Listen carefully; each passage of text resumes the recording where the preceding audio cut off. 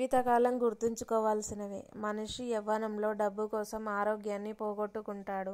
వృద్ధాప్యంలో ఆరోగ్యం కోసం డబ్బును పోగొట్టుకుంటాడు. ఆరోగ్యం ఆస్తి కన్నా మిన్న. ఆరోగ్యం లేని ఆస్తి సున్నా. ఆరోగ్యం విషయంలో స్వార్థంగా ఉండండి. ఆస్తి విషయంలో నిస్వార్థంగా ఉండండి. అప్పుడు అందరి మెప్పు పొందుతారు. వ్యాయామం చేయడానికి సమయం లేదనేవారు భవిష్యత్తులో జబ్బులకు సమయం కేటాయించాల్సి వస్తుంది.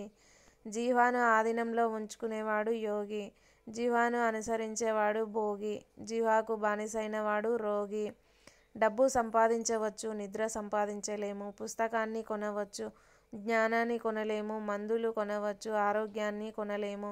పగను సంపాదించవచ్చు, స్నేహాన్ని కొనలేము. ఆయుధాన్ని కొనవచ్చు, ధైర్యాన్ని కొనలేము. కంటి అద్దాన్ని కొనవచ్చు, కంటి చూపుని కొనలేము. భోగాలకు ఖర్చు చేసి రోగాలను తెచ్చుకోకు. మంచి పనులకు ఖర్చు చేసి పుణ్యాన్ని పెంచుకో.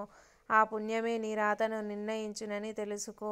ధనంతో పరుపును కొనవచ్చు కానీ నిద్రను కాదు. ధనంతో నిలాస వస్తువులు కొనవచ్చు కానీ సంతోషాన్ని కాదు. ధనంతో దేవాలయాన్ని కొనవచ్చు కానీ భగవంతుణ్ణి కాదు.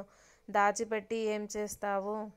జేబైనా ఉండదు ఆ శవం మీద గుడ్డకు. ప్రపంచానికి తాను చేసిన మేలే మానవునికి నిజమైన సంపద. ఎంత సంపాదించామన్నది ముఖ్యం కాదు, ఎన్ని మంచి పనులు చేశావన్నది ముఖ్యం. ఇతరులకు కష్టం కలిగించడం ఎంత పాపమో ఇంకొకరికి కష్టం తీర్చడం అంతే పుణ్యం.